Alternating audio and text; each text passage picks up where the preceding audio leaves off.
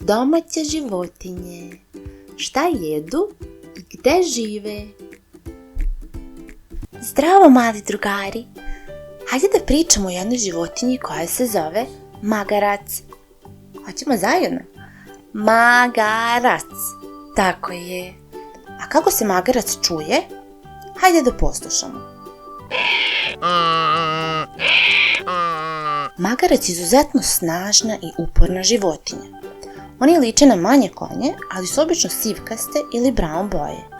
Imaju relativno veliku glavu i duge šiljaste uši koje stalno pomeraju.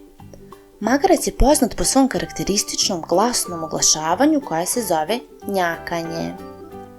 Mama magarac se zove magarica, tata magarac se zove magarac, a beba magarac se zove ždrebe, kao i beba konj. Magarci su veoma izdržljivi i vekovima su pomagali ljudima da nose teške stvari po planinama i teškim putevima. Šta magarac jede? Kao i većina životinja na farmi, i magarac je biljojed.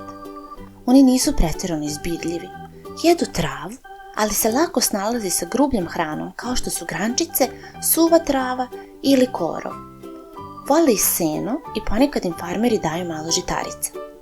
Zbog toga što su skromni u ishrani, lako se prilagođavaju raznim okruženjima. Gde magarac živi?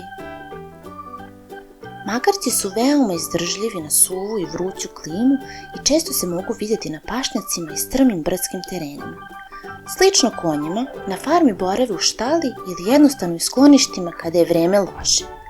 Magarci su društvene životinje i najsrećniji su kada su u blizini drugih magaraca, konja ili ovaca.